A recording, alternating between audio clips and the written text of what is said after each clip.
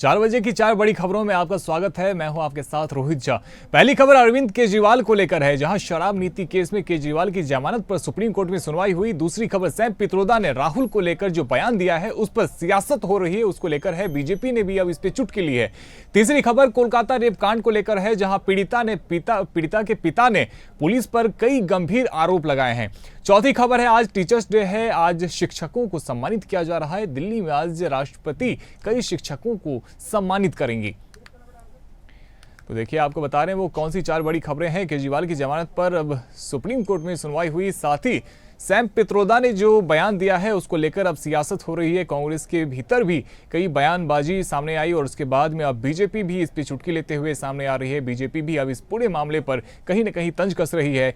साथ ही कोलकाता केस में पीड़िता के पिता ने पुलिस प्रशासन पर कई गंभीर आरोप लगाए हैं। आपको वो भी बताएंगे कि वो आरोप क्या है। साथ ही शिक्षक दिवस पर शिक्षकों का सम्मान किया जा रहा है। देश भर में आज 5 सितंबर है और टीचर्स डे के तहत शिक्षकों का सम्मान किया जा रहा है।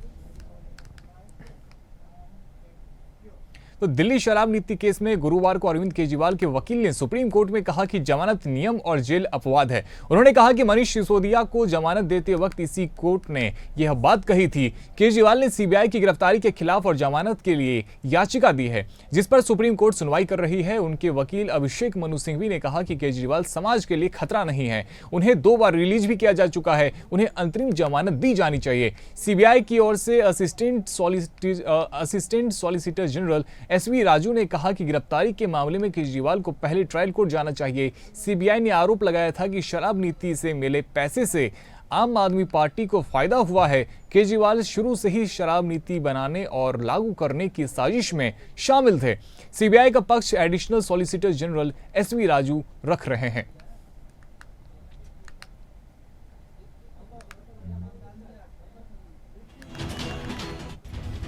तो देखिए किस प्रकार से केजरीवाल को लेकर अब ये पूरा मामला जो है वो सुप्रीम कोर्ट में गया है और वहां पर अब सुनवाई हो रही है। और अब देखना ये होगा कि सुप्रीम कोर्ट अब इस पूरे मामले पर क्या आज फैसला सुनाती है, क्या कुछ सुप्रीम कोर्ट की तरफ से कहा जाता है। तो सुप्रीम कोर्ट के में अब ये पूरा मामला चूंकि जा चुका है और केजरीवाल के वकील अभिषेक मनु सिंघवी ने भी कोर्ट में कहा है कि चूंकि अरविंद केजरीवाल समाज के लिए किसी प्रकार का खतरा नहीं है और उन्हें 2 बार पहले भी जमानत दी जा चुकी है, इस वजह से उन्हें जमानत दे दी जानी चाहिए। और इसके साथ ही देखिए अंतरिम जमानत दी जानी चाहिए, ऐसा उन्होंने मांग किया है। और सीबीआई की ओर से assistant solicitor general SV Raju ने कहा कि गिरफ्तारी के मामले में केजरीवाल को पहले ट्रायल कोर्ट जाना चाहिए। तो सीबीआई ने आरोप लगाया था कि शराब नीति से मिले पैसे से आम आदमी पार्टी को चूंकि फायदा हुआ है और केजरीवाल शुरू से ही शराब नीति बनाने और लागू करने की साजिश में शामिल थे।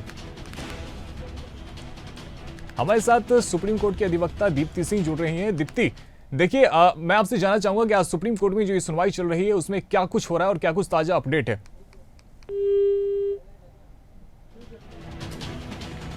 तो एक बार फिर से दीप्ति जी से जुड़ने की कोशिश करेंगे। तो आपको बता रहे किस प्रकार से दिल्ली शराब नीति केस में गुरुवार को अरविंद केजरीवाल के वकील ने सुप्रीम कोर्ट में कहा कि जमानत नियम और जेल अपवाद है। उन्होंने कहा कि मनीष सिसोदिया को जमानत देते वक्त इसी बात पर कोर्ट ने उन्हें जमानत दी थी और केजरीवाल ने सीबीआई की गिरफ्तारी के खिलाफ और जमानत के लिए याचिका दी है, जिस पर सुप्रीम कोर्ट में सुनवाई कर रही है। तो उनके वकील अभिषेक मनु सिंघवी ने कहा कि केजरीवाल समाज के लिए किसी प्रकार से खतरा नहीं है, इस वजह से उन्हें जमानत दे दी जानी चाहिए और पूर्व में भी 2 बार उन्हें जमानत दी जा चुकी है। तो हमारे साथ एक बार फिर से सुप्रीम कोर्ट के अधिवक्ता दीप्ति सिंह जुड़ चुके हैं। दीप्ति, आज सुप्रीम कोर्ट में जो सुनवाई चल रही है उसमें क्या कुछ ताजा मामला है, क्या कुछ ताजा अपडेट है और क्या कुछ निकल कर सामने आया है?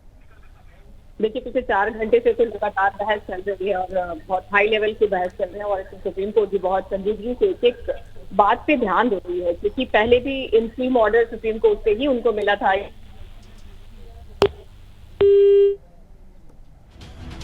बिल्कुल, दीप्ति जी से फिर से जुड़ने की कोशिश करेंगे। तो आपको बता रहे किस प्रकार से वकील अभिषेक मनु सिंघवी ने कहा था कि समाज के लिए केजरीवाल किसी प्रकार से खतरा नहीं है, उन्हें 2 बार पहले भी पूर्व में जमानत दे दी जा चुकी है, उन्हें अंतरिम जमानत दी जानी चाहिए। तो सीबीआई की ओर से assistant solicitor general SV Raju ने कहा कि गिरफ्तारी के मामले में केजरीवाल को पहले ट्रायल कोर्ट जाना चाहिए। सीबीआई ने आरोप लगाया था कि शराब नीति से मिले पैसे से आम आदमी पार्टी को फायदा हुआ है। केजरीवाल शुरू से ही शराब नीति बनाने और लागू करने की साजिश में शामिल थे। तो सीबीआई का पक्ष additional solicitor general SV Raju रख रहे हैं।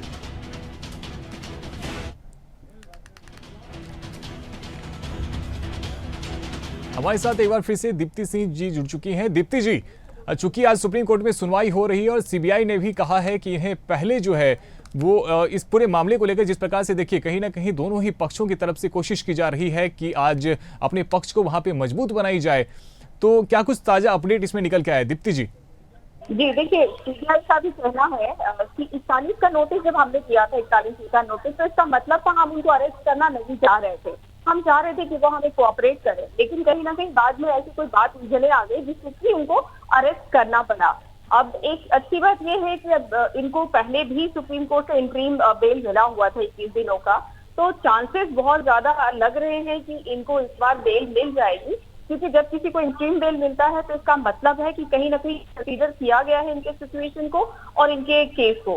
वैसे बहस में काफी चीजें कही गई कि पंजाब से इनके कनेक्शंस हैं और मेन यहीं से इनके शराब के घोटालों का सारा कुछ हुआ है, बट बाकी की जो भी चीजें चल रही है, अभिषेक मनु सिंह जी भी बहुत स्ट्रांगली बात पे अपोज कर रहे हैं और अपनी बहस में कई ऐसी बातें बता रहे हैं कि ये कैसे लेवल पे है, ये चीफ मिनिस्टर है, कंडक्ट ऐसा है, ये बेल लेने लायक है और ये कहीं भाग कर नहीं जाएंगे। तो ऐसे बहुत सारे अहम मुद्दों पे, अहम तथ्यों पे बात हो रही है और ऐसा लग रहा है कि इतना ज्यादा टाइम अगर सुप्रीम कोर्ट दे रही है तो कहीं ना कहीं कंसीडर कर रही है कि आज इनको बेल दे पाए। दीप्ति जी, शराब नीति मामले में देखिए पहले ही बहुत सारे लोगों को छोड़ा जा चुका है, फिर चाहे वो संजय सिंह हो, इसके बाद में जो मनीष सिसोदिया है उनको भी छोड़ा जा चुका है, कि कविता भी अब जमानत पर बाहर है, तो कहीं ना कहीं अरविंद केजरीवाल के लिए भी रास्ता साफ होता दिख रहा है। बिल्कुल बिल्कुल, लेकिन कहीं देखिए पूरी टीम के साथ एक और बात उछल कर आई है कि ये सारी चीजें जब तक एलजी की अनुमति ना हो तब तक नहीं हो पाता, लेकिन इन सारे घोटालों में कहीं एलजी का नाम नहीं आया है। कई ऐसी ऐसी चीजें बीच में बाहर निकल कर आई है जिसको सुप्रीम कोर्ट भी बहुत संजीदगी से सुन रही है और ऐसा लग रहा है कि जब इन लोगों को बेल दिया जा सकता है जो काफी दिनों तक अंदर जेल में रहे थे, तो अरविंद केजरीवाल को भी बेल मतलब कहीं ना कहीं जस्टिफाइबल है उनको भी बेल मिलना। और ईडी से चूंकि पहले ही उन्हें कहीं ना कहीं जमानत मिल चुकी है और ये जो पूरा मामला है अब सीबीआई के हवाले, और सीबीआई से भी बहुत ज्यादा मुश्किल होगी नहीं उन्हें। नहीं, सीबीआई बहुत ज्यादा विरोध भी नहीं कर रही है, वो तो बार बार अपना कोऑपरेशन दिखा रही है कि बीइंग चीफ मिनिस्टर हम लोग नहीं चाहते थे कि इनको कभी जेल लेकर जाएं और इस तरीके से इनको कहीं कैद करें, पर बातें बिगड़ गई और जिसकी वजह से हमें इनको जेल ले जाना पड़ा और आज इनको बेल के लिए मशक्कत करनी पड़ रही है। लेकिन एक अच्छी बात है कि इनको 21 दिनों का जो बेल मिला है जिसमें इनका कंडक्ट अच्छा रहा है, इन्होंने खुद जाकर अपने आप को आत्मसमर्पण किया है, तो ये एक बहुत अच्छे कंडक्ट के रूप में माना जाता है और इनको लगता है कि कुछ ऐसी सारी चीजों का फहरिस्त बनाई गई है और उनके बारे में जो सिफारिश की जा रही है वो सुप्रीम कोर्ट को भी लग रहा है कि जस्टिफाइड है। अब थोड़ी देर में रिजल्ट आ ही जाएगा कि बाकी सारी बहस का क्या आखिर रिजल्ट रहा है, और उम्मीद हमें भी यही लग रहा है कि कहीं ना कहीं सुप्रीम कोर्ट इतना लीनियंसी दिखा रही है। बहुत शुक्रिया दीप्ति जी हमारे साथ में जुड़ने के लिए। तो देखिए, दिल्ली शराब नीति केस में गुरुवार को अरविंद केजरीवाल के वकील ने सुप्रीम कोर्ट में कहा है कि जमानत नियम और जेल अपवाद है। उन्होंने कहा कि मनीष सिसोदिया को जमानत देते वक्त इसी नियम के तहत इसी बात को लेकर उन्हें जमानत दी गई थी और इसी के तहत जिस पर सुप्रीम कोर्ट में सुनवाई हो रही है, उनके वकील अभिषेक मनु सिंघवी ने कहा कि केजरीवाल समाज के लिए खतरा नहीं, उन्हें 2 बार पहले भी रिलीज किया जा चुका है, तो उन्हें अंतिम जमानत दे दी जानी चाहिए।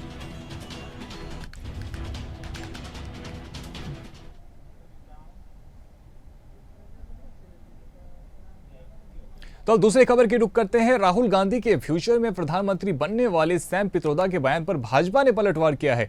बीजेपी सांसद रविशंकर प्रसाद ने कहा है कि पित्रोदा अगर सच में राहुल के अंदर पीएम की छवि देखते हैं तो पहले उन्हें बोलना सिखाएं। भाजपा सांसद ने आगे कहा कि राहुल विदेश जाकर भारत की खिल्ली उड़ाते हैं, वे वहां लोकतंत्र, मीडिया और न्यायपालिका पर बाहर जाकर सवाल खड़े करते हैं। पित्रोदा को उन्हें होमवर्क कराना चाहिए कि कब और कहां कैसे बोलना है। इंडियन ओवरसीज कांग्रेस के अध्यक्ष सैम पित्रोदा ने 4 सितंबर को कहा था कि राजीव गांधी की तुलना में उनके बेटे राहुल गांधी ज्यादा समझदार हैं। वे समझदार होने के साथ साथ एक बेहतर रणनीतिकार भी हैं। राहुल में फ्यूचर प्रधानमंत्री बनने के सारे गुण हैं।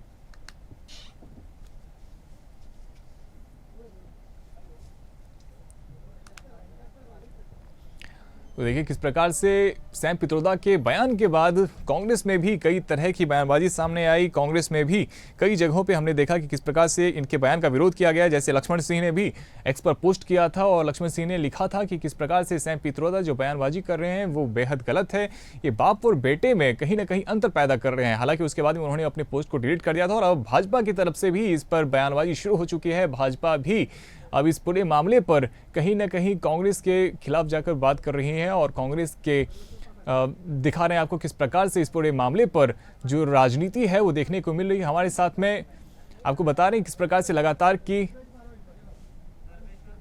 हमारे साथ में ज्यादा जानकारी के लिए सर्वेश्वर पाठक जुड़ चुके हैं, वरिष्ठ पत्रकार हैं ये। सर्वेश्वर जी, स्वागत है आपका। और देखिए, अब सैम पित्रोदा के बयान के बाद में राजनीति शुरू हो गई है और कहीं ना कहीं भाजपा की तरफ से भी अब इस पूरे मामले पर टिप्पणियां आनी शुरू हो गई है।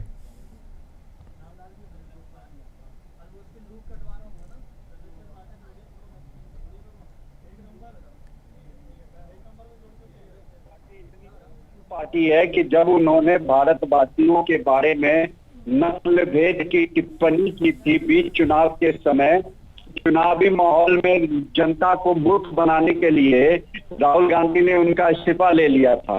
जैसे ही चुनाव खत्म हुए, रिजल्ट आई, तुरंत ही उनका इस्तीफा वापस करके उनको फिर से ओवरसीज कांग्रेस का अध्यक्ष नियुक्त कर दिया। रही बात राहुल गांधी जी की, तो वो सैम पित्रोदा हो या पूरी कांग्रेस पार्टी का इकोसिस्टम उन्हें भारत का प्रधानमंत्री बनाने के लिए आज से नहीं बरसों से लगा पड़ा है। लेकिन आप अगर मैं कह सकता हूं कि रेस में घोड़ा जीतता है, गधे को आप कितना भी पॉलिश कर ले, कितना भी उस पर मेहनत कर ले, वो घोड़ा कभी नहीं बन सकता।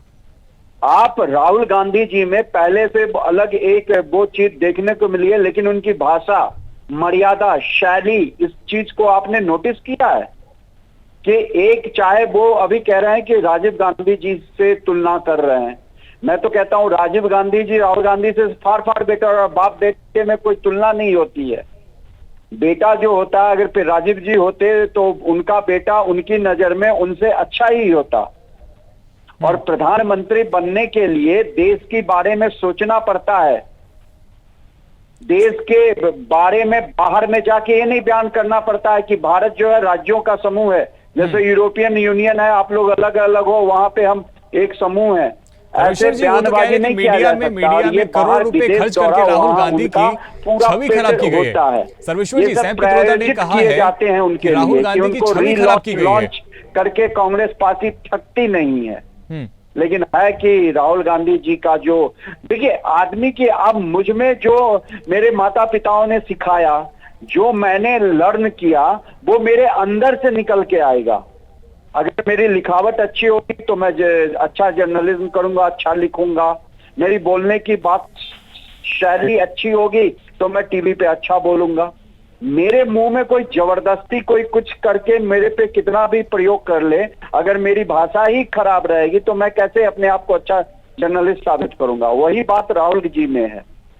न उनकी एक पॉलिसी है। आप राजीव जी और माननीय इंदिरा जी और इवन जवाहरलाल नेहरू जी जात पात में बिलीव नहीं करते थे।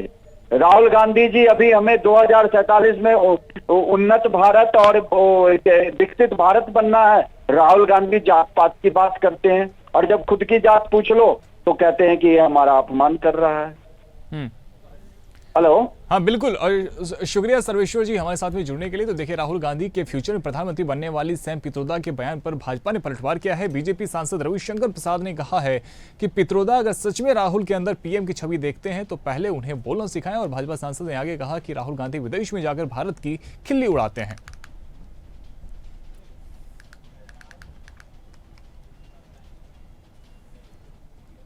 कोलकाता के आरजीकर मेडिकल कॉलेज और अस्पताल में ट्रेनिंग डॉक्टर के रेप मर्डर को लेकर आज 28वें दिन प्रदर्शन जारी है। बुधवार देर रात डॉक्टर के माता पिता भी प्रदर्शन में शामिल हुए। पीड़ित के पिता ने कहा कि पुलिस शुरुआत से ही इस केस को दबाने की कोशिश कर रही है। डेड बॉडी को पोस्टमार्टम के लिए ले जाने तक हमें पुलिस स्टेशन में इंतजार करना पड़ा। बाद में जब बेटी का शव हमें सौंपा गया तो एक सीनियर पुलिस अधिकारी ने हमें पैसे देने की पेशकश की। तो देखिए किस प्रकार से कोलकाता रेप मर्डर कांड में अब एक नया खुलासा हुआ है। पीड़िता के पिता ने बताया कि किस प्रकार से पुलिस ने उन्हें पैसे देने की पेशकश की। 28वें दिन भी प्रदर्शन जो है वो लगातार जारी है और अब इस प्रदर्शन में कल के दिन यानी कि बुधवार को देर रात डॉक्टर के माता पिता भी इस प्रदर्शन में शामिल हुए। तो पीड़ित के पिता ने कहा साथ ही कि शुरुआत से ही इस केस को दबाने की कोशिश हो रही है। डेड बॉडी को पोस्टमार्टम में ले जाते समय भी पुलिस स्टेशन में इंतजाम करना पड़ा था। ज्यादा जानकारी के लिए हमारे साथ रेजिडेंट एडिटर अनंत विश्वकर्मा जुड़ चुके हैं। अनंत जी, देखिए कहीं ना कहीं शुरुआत से ही जो शक जताया जा रहा था, चूंकि पीड़िता के परिवार वालों ने कहा था कि शुरुआत में उन्हें ये बताया गया था कि ये कहीं ना कहीं सुसाइड का मामला है, उन्हें 4 घंटे तक इंतजार करवाया गया था, बाद में फिर उनको अपनी बेटी के बॉडी के पास में ले जाया गया था। तो शुरुआत से ही जो वो आरोप प्रत्यारोप है उसमें एक नया खुलासा हुआ है। और देखिए रोहित, लगातार इस मामले में जिस तरह का प्रदर्शन हो रहा है, लगातार इस तरह से सुप्रीम कोर्ट से लेकर सीबीआई तक सब इस मामले में जांच कर रहे हैं। वहीं अब एक नया मामला ये सामने आया है कि पीड़िता के जो पिता हैं उन्होंने पुलिस पर गंभीर आरोप लगाए हैं। उन्होंने ये कहा कि पुलिस ने शुरुआत से ही इस केस को दबाने की कोशिश की है। डेड बॉडी को पोस्टमार्टम के लिए ले जाने तक हमें पुलिस स्टेशन में इंतजार करना पड़ा। बाद में जब बेटी का शव हमें सौंपा गया तो एक सीनियर पुलिस अधिकारी ने हमें पैसे की पेशकश की है। सोचिए कितना बड़ा ये मामला, कितना गंभीर आरोप है। इससे पहले भी सुप्रीम कोर्ट कह चुकी है कि उन्होंने 30 सालों में, एक जज ने कहा कि 30 सालों में ऐसा जो घोर लापरवाही है पुलिस की, पश्चिम बंगाल कोलकाता पुलिस की, वो उन्होंने देखा नहीं है। अब उसके बाद से इस तरह का आरोप पीड़िता के पिता ने लगाया है जो बेहद गंभीर है और इसकी जांच होनी चाहिए और इसकी जो भी दोषी जो अधिकारी हैं उस पर इसमें जो कार्रवाई होनी चाहिए। वहीं कोलकाता पुलिस और पीड़िता के पेरेंट्स के 2 आरोप हैं। जब तक अंतिम संस्कार नहीं हुआ 300-400 पुलिस वालों ने हमें घेर रखा था, लेकिन अंतिम संस्कार हो जाने के बाद वहाँ एक भी पुलिस वाला नहीं दिखा। परिवार क्या करे, कैसे घर जाए, पुलिस ने कोई जिम्मेदारी नहीं ली। वही दूसरा जो आरोप है कि जब घर में बेटी का शव माता पिता के सामने पड़ा था और हम आंसू बहा रहे थे तब पुलिस पैसे दे रही थी। यही पुलिस की मान्यता है। उन्होंने सवाल खड़ा किया है। पुलिस कह रही थी कि उन्होंने अपनी सारी जिम्मेदारियां पूरी कर दी हैं, क्या इसे ही जिम्मेदारी निभाते हैं? तो पीड़िता के जो पिता हैं उनके इस तरह का बेहद गंभीर आरोप है और जाहिर सी बात है कि इस मामले को अगर सुप्रीम कोर्ट फिर से अगर इंटरवीन करेगी तो जरूर इस मामले को देखेगी। अनिल जी, चूंकि अब ये पूरा केस जो है वो सीबीआई के हवाले है, सीबीआई इस पूरे मामले की जांच करेगी, तो मैं आपसे जानना चाहूंगा कि ताजा अपडेट इस पूरे मामले में अब क्या है? देखिए, जैसा कि आपको मालूम है कि पुलिस की लापरवाही के बाद इस पूरे मामलों को सीबीआई को सौंप दिया गया था। अब सीबीआई की अगर बात की जाए तो उन्होंने जो उसका आरोपी है उसका पॉलीग्राफी टेस्ट किया है। जो उनके साथ अन्य जिनका पुलिस का शक है, सीबीआई को शक है, उनका भी पॉलीग्राफी टेस्ट किया है। पॉलीग्राफी टेस्ट में आरोपी ने इस बात को माना है कि उसने क्या कुछ किया है। अब लगातार पुलिस इस मामले में लगातार आगे बढ़ती जा रही है और नए नए जो तथ्य हैं वो और जो सबूत है वो इकट्ठे कर रही है और 1-2 दिनों में और सीबीआई कुछ और तथ्यों के साथ सामने आएगी। जी अनंत जी, देखिए 28 दिन हो चुके हैं और प्रदर्शन अभी भी लगातार जारी है और कहीं ना कहीं डॉक्टरों की तरफ से अभी भी मांग की जा रही है कि इस पूरे मामले में जल्द से जल्द जो है वो पूरा मामला जो है वो क्लियर हो जाना चाहिए और जो भी आरोपी है उस पर सख्त से सख्त कार्रवाई होनी चाहिए। जी बिल्कुल, ये मामला 9 अगस्त में जिस तरह से एक ट्रेनिंग डॉक्टर की रेप के बाद हत्या का मामला सामने आया था, उसके बाद से पूरे देश में विरोध प्रदर्शन हुए थे, डॉक्टर हड़ताल पर थे। अभी भी मैं बताऊं कोलकाता में विरोध प्रदर्शन अभी भी जारी है। कल जो विरोध प्रदर्शन हुआ उसमें पीड़िता के माता पिता भी शामिल हुए और इसी दौरान उन्होंने गंभीर आरोप लगाए हैं। तो लगातार जो है 9 तारीख के बाद से लगातार आरोपियों को सख्त से सख्त मांग की जा रही है। मैं बात करूँ ममता बनर्जी की तो उन्होंने विधानसभा में जो एंटी रेप बिल वो बिल पेश किया है। अब उनका कहना है कि जल्द से जल्द कानून की शक्ल लेगा, उसके बाद जो है दोषियों को सख्त सजा मिलेगी। लेकिन अभी क्योंकि ये कानून अभी बिल पास हुआ है, अभी इस कानून बनने में वक्त लगेगा। ऐसे में देखना होगा कि जो दोषी है उनको सजा कब तक मिलती है। जी और शुक्रिया अनंत जी हमारे साथ में जुड़ने के लिए। तो कोलकाता के आरजीकर मेडिकल कॉलेज और अस्पताल में ट्रेनी डॉक्टर के रेप मर्डर को लेकर आज 28वें दिन प्रदर्शन जारी है। बुधवार देर रात डॉक्टर के माता पिता प्रदर्शन में शामिल हुए और वहीं पे उन्होंने पुलिस पर आरोप लगाया और कहा कि पुलिस इस पूरे मामले में शुरुआत से ही इस पूरे मामले को दबाने की कोशिश कर रही है।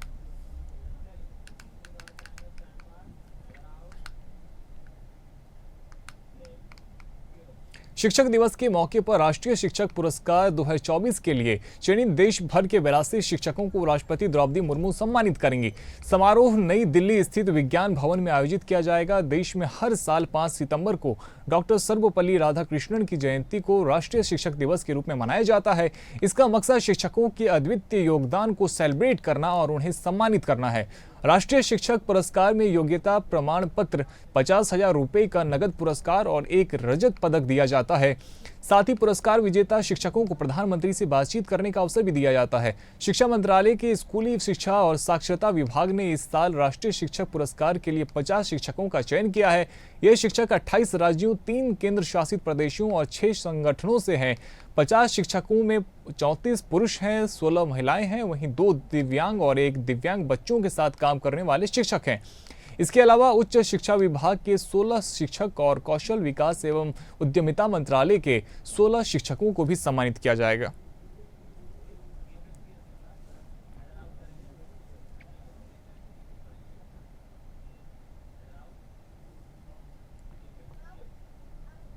तो देखिए किस प्रकार से वो कोट्स आपको दिखा रहे हैं, किस प्रकार से शिक्षकों को राष्ट्रीय पुरस्कार सम्मान किया जाएगा। माधव प्रसाद पटेल जो और साथ ही सुनीता गोधा, सुनीता गुप्ता, के शारदा, इनको सम्मानित किया जाएगा। तो रविकांत द्विवेदी उत्तर प्रदेश के हैं, श्याम प्रकाश मौर्य जो कि उत्तर प्रदेश के हैं, साथ ही डॉक्टर मीनाक्षी कुमारी बिहार और सिकेंद्र कुमार भी जो कि बिहार से आते हैं, साथ ही डॉक्टर आशा रानी और कुसुम लता गरिया को भी पुरस्कृत किया जाएगा। साथ ही सुनील कुमार और उफाना अमीन का भी नाम इनमें शामिल है। साथ ही चंद्रेश कुमार, बोलाशंकर बोरीसागर, विनय शशिकांत पटेल जो कि गुजरात के रहने वाले हैं, उनको भी सम्मानित किया जाएगा। साथ ही चारू मैनी जो कि हरियाणा की हैं और अविनाशा शर्मा जो कि हरियाणा की हैं, उन्हें सम्मानित किया जाएगा। साथ ही चारू शर्मा और पल्लवी शर्मा को भी सम्मानित किया जाएगा। तो देखिए पंकज कुमार गोयल, राजिंदर सिंह मतैया, चिन्नी बड़के और सागर चितरंजन बागड़े आर को भी सम्मानित किया जाएगा। वहीं चंद्रलेखा दामोदर मिस्त्री, ज्योति पंका, द्विती चंद्र साहू, संतोष कुमार कर को भी आज पुरस्कृत किया जाएगा। आशीष कुमार रॉय, प्रशांत कुमार मारिक, लफिजो अपन और नंदिता चोंगथम को भी पुरस्कृत किया जाएगा। आपको लगातार स्क्रीन पे वो नाम दिखा रहे हैं जिनको कि सम्मानित किया जाएगा। यांचिला लामा, जोसेफ मुल्लाल लोहिया सेल को भी पुरस्कृत किया जाएगा। तो वो देखिए वो तमाम नाम आपको दिखा रहे हैं कि जिनको कि आज शिक्षक दिवस के अवसर पर राष्ट्रपति के द्वारा पुरस्कृत किया जाएगा। और वो नाम आपके स्क्रीन पे लगातार प्ले हो रहा है। किस प्रकार से नारायण स्वामी आर और जीजू जॉर्ज को भी पुरस्कृत किया जाएगा।